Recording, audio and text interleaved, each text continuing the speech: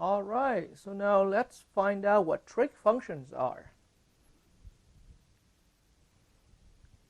And so, as of this point, everybody is hopefully fluent enough with a couple of terminologies. But so what we have here is a unit circle.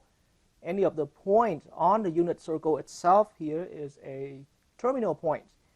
And then the angle that the terminal point makes together with the center of the unit circle and the positive x-axis direction. That's the angle, and we traditionally name those angle theta. And like I said, naming angles, it could be angle could be theta, angle could be phi, and some textbooks also use theta, the angle to be x and y and all that. But for now, I would, in this video lecture, I would like to reserve x and y to be the coordinates of your terminal point. So just like usual, any point on a plane on the x and y plane has the x and y rectangular coordinates. So I would like to reserve x and y specifically for the rectangular coordinates. So, but any other variable, I could use that for naming of the angle. And so now, so in the end, at this point, anywhere you are on the unit circle, I'm talking about the terminal point, then each terminal point has an x coordinate and y coordinates. And so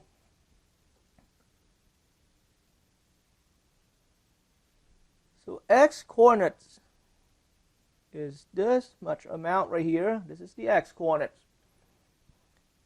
And so in our new terminologies that we learn in trigonometry now, then x coordinates are known to be in relating to the angle theta at the center. Then x coordinate on the unit circle is defined to be cosine of the angle theta. And so similarly, in that way, same terminal point on the unit circle, but the y coordinates is this straight vertical distance opposite from the center, from the central angle here. And so that distance here is y in the usual rectangular coordinates. But now, relating to trigonometry, then the y value of your terminal point is defined to be the sine value of your angle theta. And so now at this point, it is a welcome to the world of trigonometry and trig function.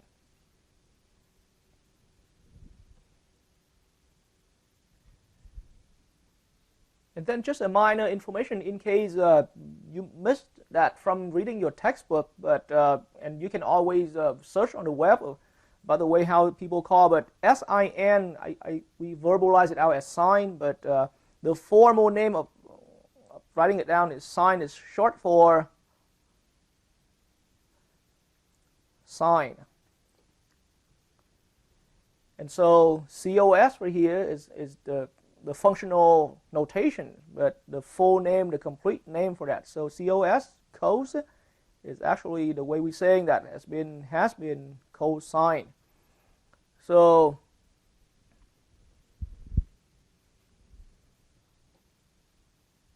this symbol sin in parentheses theta, the way we read now, say sine of, and the angle's name is here of. Here I'm using theta. And similarly, this symbol COS in parentheses theta, the way we read, that's cosine of theta.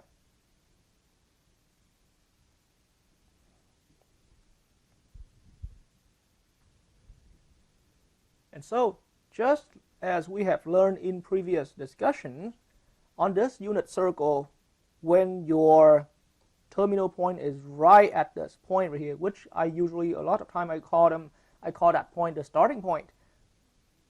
Any rotation on the unit circle starts from there. So this angle, when the terminal point is specifically right here, then the angle theta is special to be the angle 0. So theta, the central angle at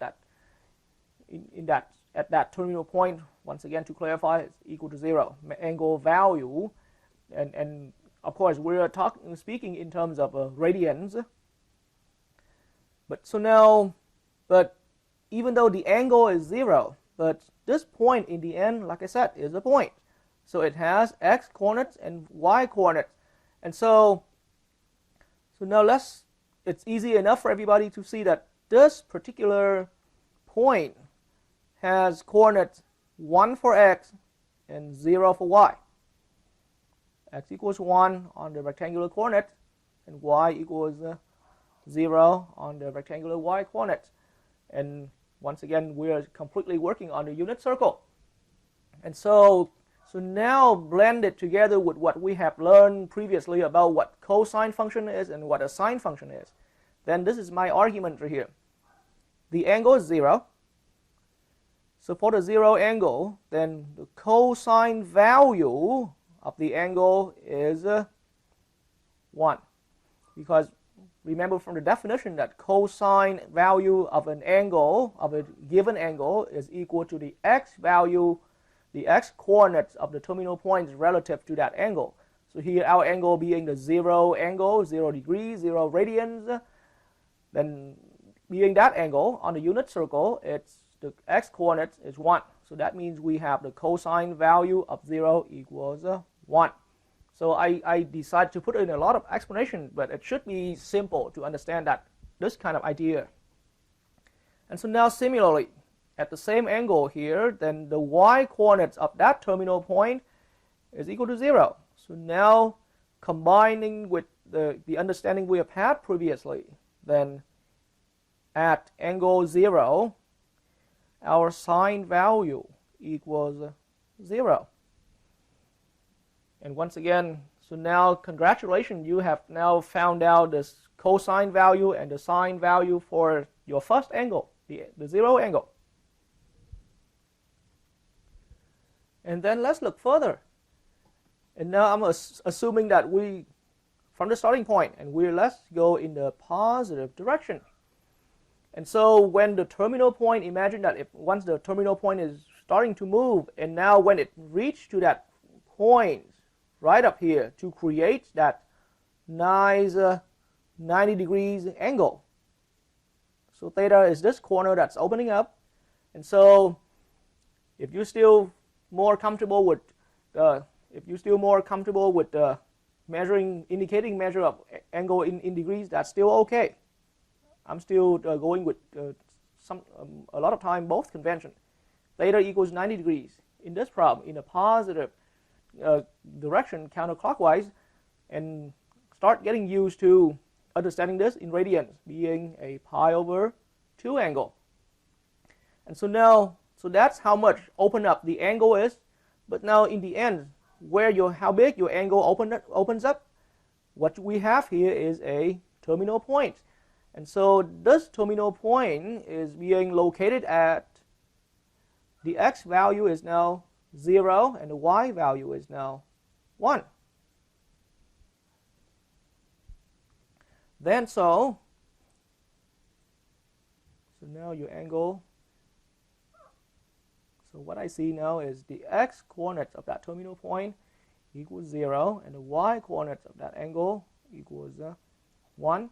So now in my new argument, combining with what we've just now learned, then cosine value of the angle pi over 2, or like how I was wording earlier, at the angle pi over 2, cosine value equals 0, and sine value at the angle pi over 2 equals 1.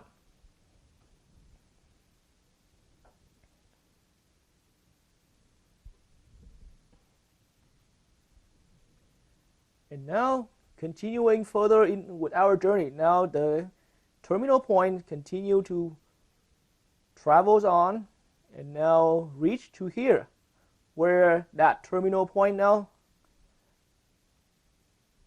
the terminal point is at coordinates-wise -1, 0. But the angle itself, the amount of opening up here, theta, in this situation, when your terminal point arrives here, then theta equals pi as the angle. Or you can still think of this as the 180 degrees angle. Then, now I would like to say, and before I'm saying this, let's remind yourself, x coordinate of that terminal point is -1, y coordinate is down to 0.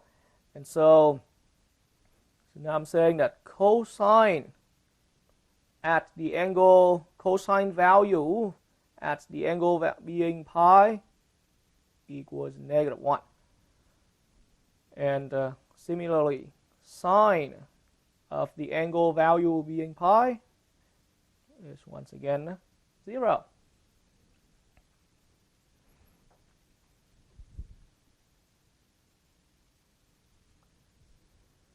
And so now when your terminal point reach to here, coordinates-wise, we're looking at x coordinates or x value being 0, and y value for that terminal point is -1. And so now the angle, here's your initial side of the angle, and here's your terminal side, but the rotation went this way. And so in that case, remind yourself that our angle here we have learned being 3 pi over 2. Or if you're still comfortable with using the degrees, theta equals 270 degrees. So those are indicating how large, how wide open up your angle is. But looking at the terminal point here, then combining with what we have learned about cosine and sine value, and I'm saying, and by the way, another reminder, so here the x coordinate of your terminal point being 0, the y coordinates being -1, and so now consequently I'm saying that cosine of the angle 3 pi over 2 equals 0, and my sine value of the angle 3 pi over 2 equals -1.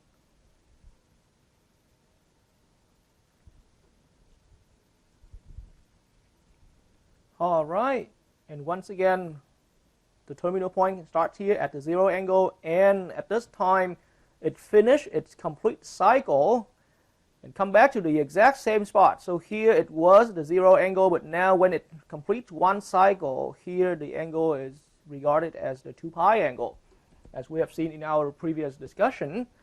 And 2 pi angle, but in the end the terminal point here has coordinates 1 for x, 0 for y. And remind yourself, the angle 0 and the angle 2 pi, we've learned in previous lessons that these are referred to as, they are coterminal.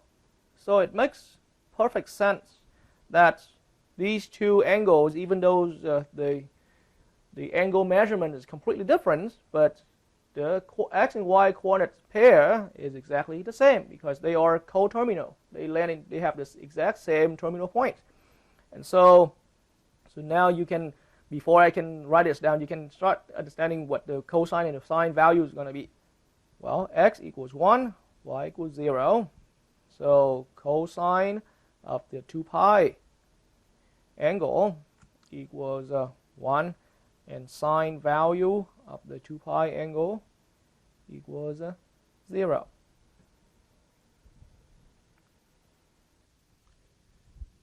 All right, and now let's start considering those other cosine and sine values at those other common angles there.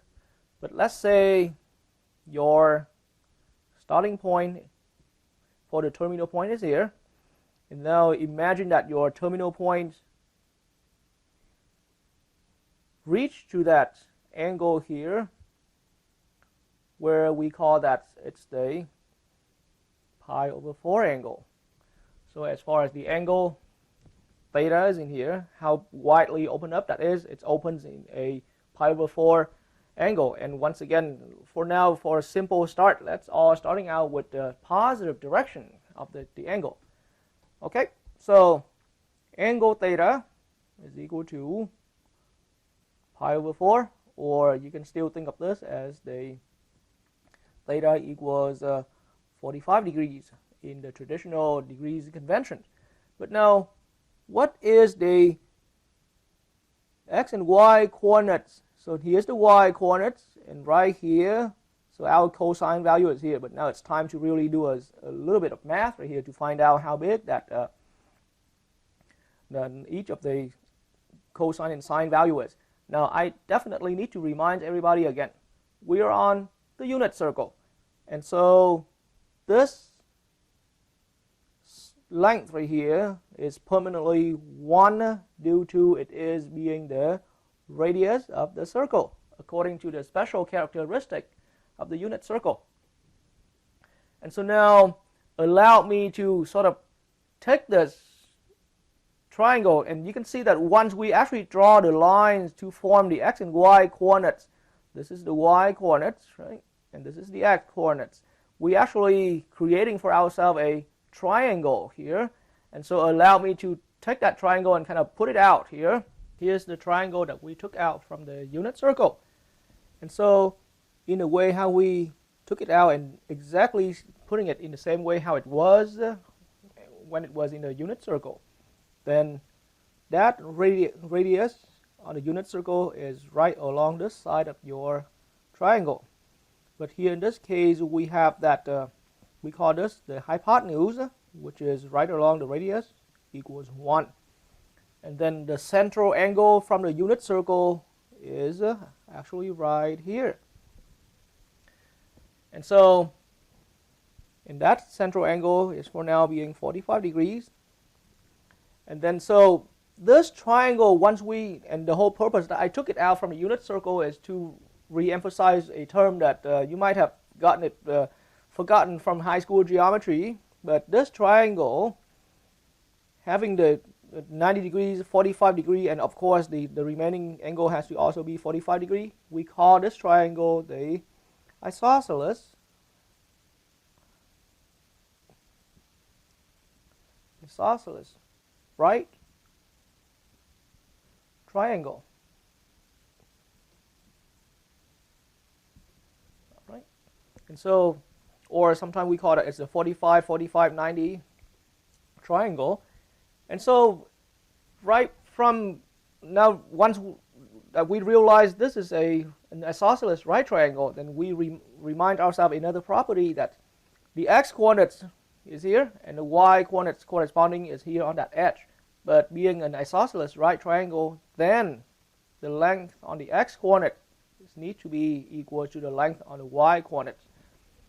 And so, in that way, let's do a little bit of Pythagorean work here.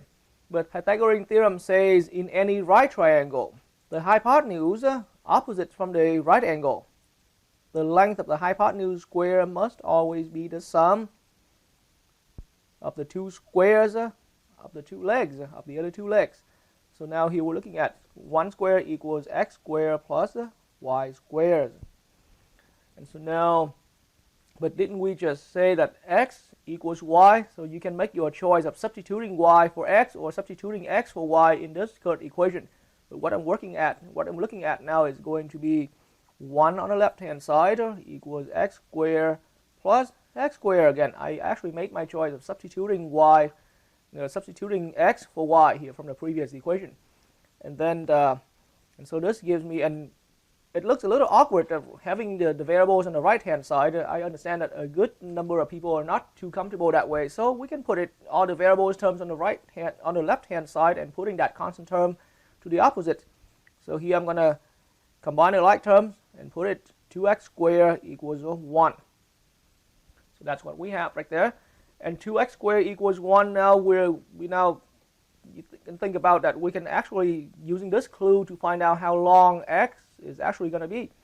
And so now I'm going to divide both sides by 2, and that lets us leads to 1 over 2. And 1 over 2 implies that x equals, technically it's a plus and minus square root of 1/2. But since we're looking at a geometric figure where each length here strictly means a positive measurement, and so here we do not need to indicate plus and minus, it's just simply the positive square root. We only take positive square root. And then let's continue further. Once x equals square root 1/2, square root properties allows us to take the square root into two separate parts of the fraction. So now we're looking at 1 over square root 2. And then we can do a little bit of rationalizing the denominator by multiplying numerator and denominator by a square root of 2. Now I'm arriving at x equals square root 2 over 2. And so now that we found x equals square root 2 over 2,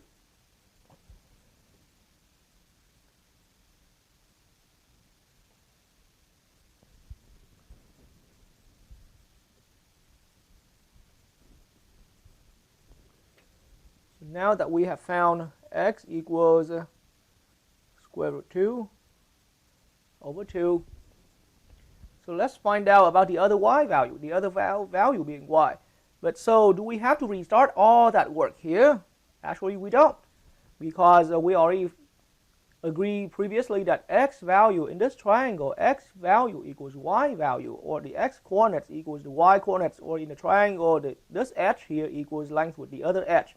So y value can quickly come out being square root 2 over 2.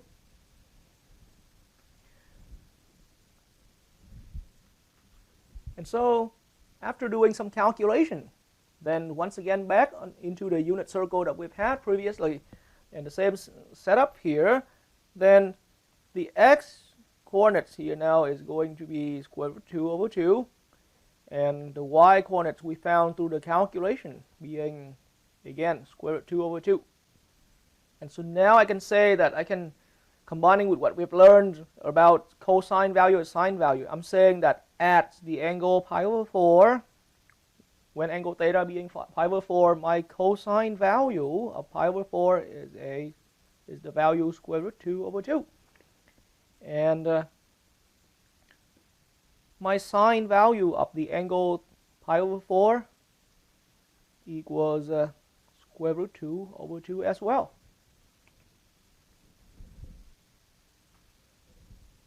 All right, and now let's continue our journey into finding cosine and sine values of the other special common angles among the unit circle.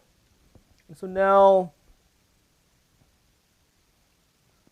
the ones that starting to get a little more challenging here is when we're looking at this terminal points where it makes the angle being 30 degrees.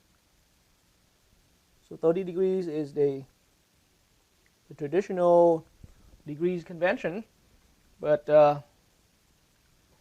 in radians this is the angle pi over 6. And yes, you can still understand this as 30 degrees. The terminal point is here. There's x coordinates, there's y coordinates. The y coordinates is right here.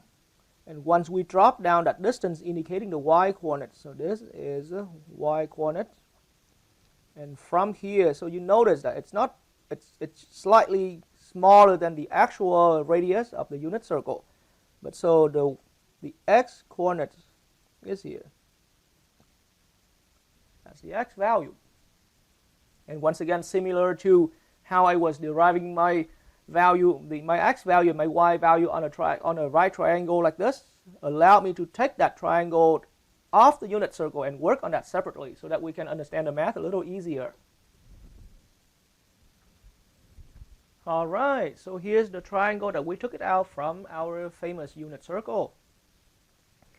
And so in the way how it's being positioned right now and making the correspondence with when it was back in the unit circle, then you can see once again that the angle theta is, the central angle theta is in here. And this edge right here, the shorter leg in your right triangle, is corresponding with the y coordinate. And this length right here, this leg right here, this larger leg of your right triangle is the x value, and the hypotenuse opposite from the right angle is corresponding to that radius equals 1. And so that also tells us that the length of your hypotenuse is 1. And so when it gets to this angle, and to remind everybody, the theta value here is actually 30 degrees. So in case you're still more comfortable with looking at degrees convention, then this theta angle value right here is 30. And so you can do a little math now that if it's 30 here and 90 here, this other angle has to be 60 degrees. And in other words, if you recall from some of your high school geometry understanding, then this triangle is called the 30, 60, and 90 triangle. Another special triangle that there are a couple of nice properties that we can make use of. So this 30, 60, and 90 triangle over here, now the rule of thumb about the 30 and 60 triangle is that this edge right here will always, the shorter length, the shorter leg has to always be half of the hypotenuse. So the hypotenuse, since the hypotenuse in this case is being 1, then we can actually find out that the shorter leg has to be 1/2. A quick explanation of why that's the case right here comes out from high school geometry understanding again, but think about if we make an exact mirror reflection and put that mirror reflection of the right triangle through this x length right here, then we're going to have a picture like this. And combine the picture together, what we have here is an equilateral triangle, where this length now is consequently the same length as the other one, which should be consequently 1, so y has to be half of that. But anyway, that's just a brief reminder of how those properties came out, but it's now we got y equals 1/2. And so the remaining work here is just to find out how large x is, how long x is. And so Pythagorean theorem again is the key here. We're looking at hypotenuse square equals x squared plus 1/2 r squared. And so this comes straight out from the Pythagorean theorem. And x squared here, or x, is the unknown length right now that we're looking for. And so now on the left hand side, I'm looking at, or let me quickly rearrange this equation here, but let's put all these here on the left hand side. So we're looking at x squared plus, now 1/2 r squared is going to be a 1/4, and the right hand side now has just simply 1. 1 squared equals 1. And so my equation here, once again, in my next step, solving for x right here, I'm going to put x squared on the left and subtract 1/4 from both sides. So here we're looking at 1 minus a 1/4, and doing a little fraction math on fractions right here, then we're looking at x squared equals 3/4. And then, similar to the earlier problem where we were finding the value for cosine and sine of the pi over 4, then here you can just, the similar steps here, we're going to take the square root on both sides, and we can completely disregard the negative square root. We're only looking at the positive square root here. And so now I'm looking at my x value here as being the square root, positive square root of 3/4. And then that leads to x equals the square root of 3/2. And there we found it. We found the value for x in this figure here has to be square root of 3/2. And so now bringing the result we just did through the calculation work for here, then back in this picture of the unit circle where angle theta is, right now we're working with theta being the 30 degrees angle or the pi over 6 angle, and the x coordinates is here, the y coordinates is there. So in a triangular setup like this, then my x value we found previously positive square root 3 over 2, and my y value is being a 1/2. And so now combining with what we've learned about cosine and sine value, then I'm saying that at the angle pi over 6, my cosine value of the angle pi over 6 equals square root 3 over 2. And the sine value for my angle pi over 6 equals 1/2.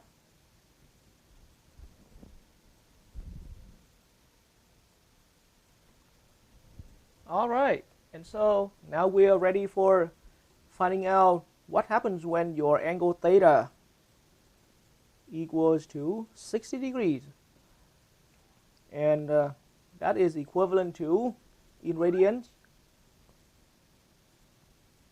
the pi over 3 angle.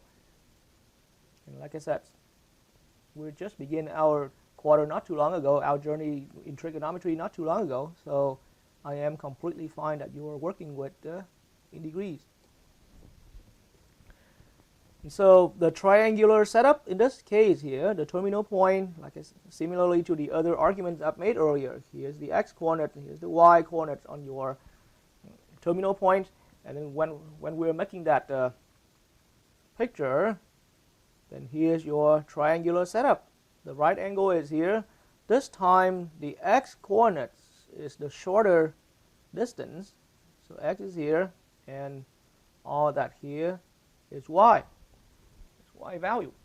And so once again, one more time, I am about to take this triangle, bring it off our unit circle, and work on that separately in a space, in a much cleaner space, so that you can see all that work to derive the value for this. All right, then here's our picture. So in a way how the triangle was seated earlier in the unit circle, and then taking it out exact same way how it is here on the paper, then the central angle is right here, being 60 degrees angle, and the right angle, the 90-degree angle, is here. And so, and the hypotenuse of this right triangle is once again corresponding with that radius being 1 from the unit circle, and this is our x coordinates equivalent to the x coordinates on the unit circle, and this vertical side right here is corresponding to the y coordinates on the unit circle. But then it looks a little slightly different with the earlier problem that we derived, but in the end this is another, because here you can quickly do the math, it's 30 degrees there, so another 30, 60, and 90 triangle is here.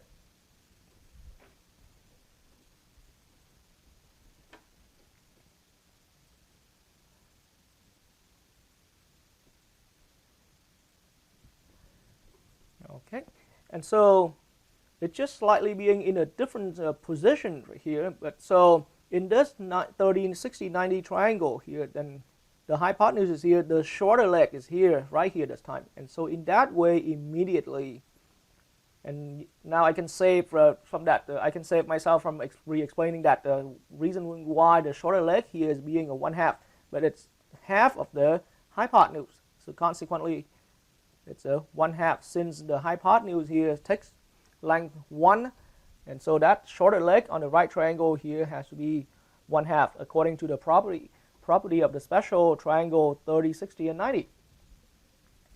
And so, and I can also bypass all that calculation work, because you can reference it back to that earlier part of the video, but the same exact triangle here, which is repositioning it into a different position, and so here it's just y equals a square root 3 over 2. And so now you have made it. When your angle reach pi over 3, or 60-degree angle, then the x-coordinate turns out being 1/2 on the unit circle, and the y-coordinates of the terminal point on the unit circle turns out being square root 3 over 2, and these are all positive values. And so now I can say that cosine value of the angle pi over 3 is 2 equals 1/2, and correspondingly sine of pi over 3 equals square root of 3 over 2.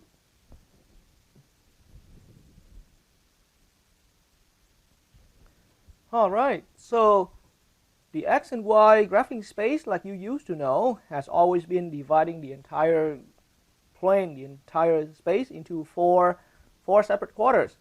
And now when it starts getting into deciding the quadrants name right here, then we strictly need to stay with that positive clockwise, counterclockwise rotation. And so let's imagine that when your terminal point at the start here start rotating counterclockwise along the unit circle, then this first quarter of your graphing space comes first. And so that's the reason why we're calling that it's quadrant 1. And so a lot of time quadrant we use the shorthand writing Q1 for that.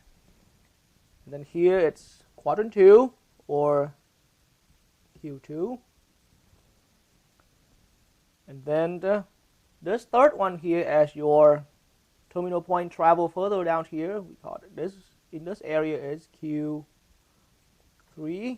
quadrant 3, and then the last quadrant here, we call that Q4 or quadrant 4.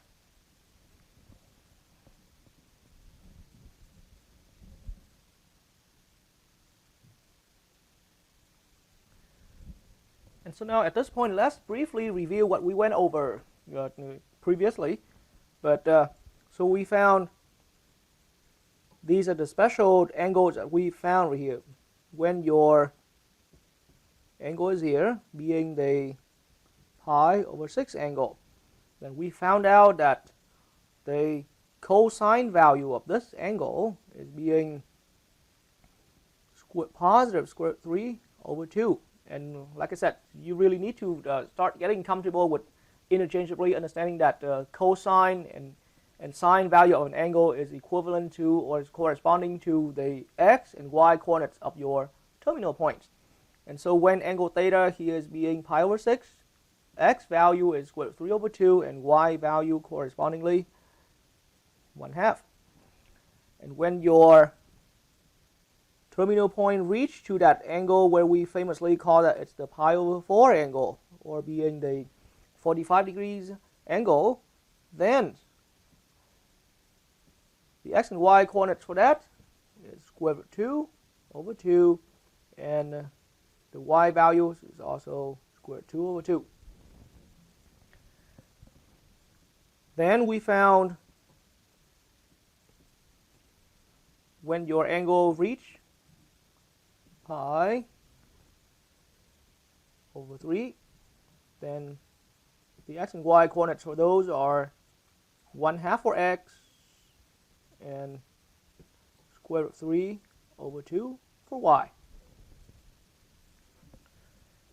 And then of course, don't forget that when angle is 0, this is 1 for x, 0 for y, or cosine is 1, and sine value of the theta is 0. And when your angle gets to here, there, and that is it's the pi over 2 angle, and the x coordinates is 0, y coordinates is 1. So now if we put all that together in one picture like this, then you realize that everything we found so far is all in quadrant 1. So everything here, these are all are in quadrant 1. And so now, what about when your angle theta opens up wider than 90 degrees, opens up more into the second quadrant and the third quadrant and even the fourth quadrant. What are those sine and cosine values?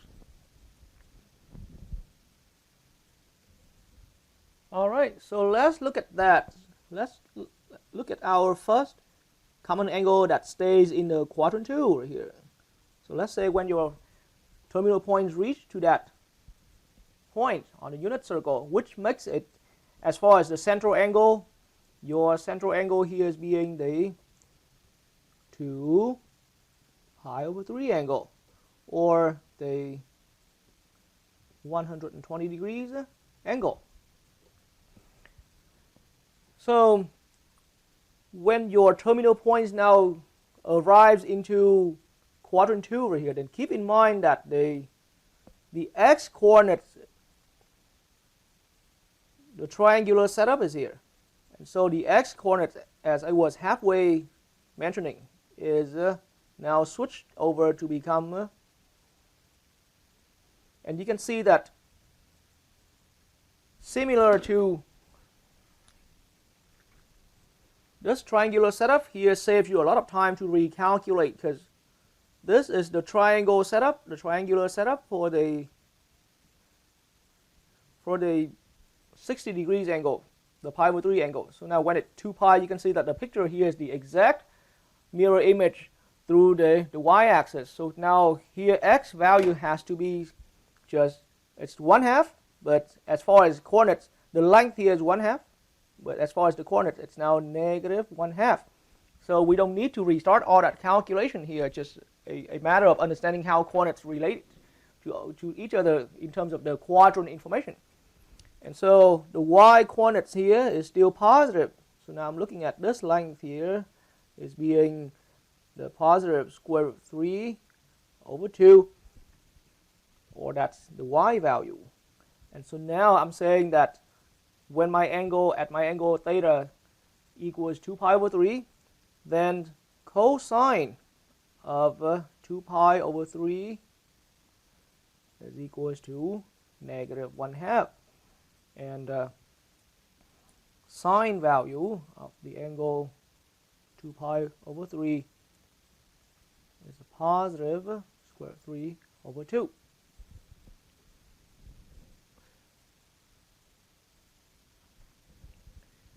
And now, still in quadrant 2, for that angle, when your terminal point gets here, and for that angle, that central angle where we call that theta, equals 3 pi over 4, or it's that 135 degrees angle, then it's just the exact same. The triangular setup is here.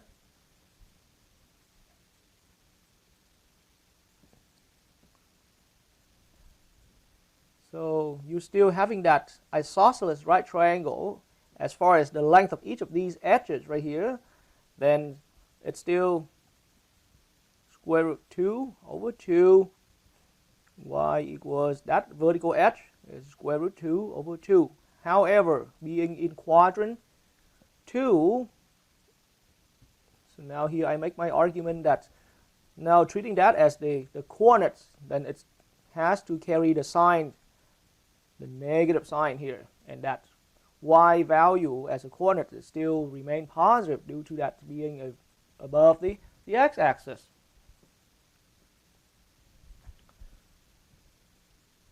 And so consequently, now I'm saying that cosine of the angle 3 pi over 4 equals to negative square root 2 over 2, and sine of 3 pi over 4 equals positive 2 over 2.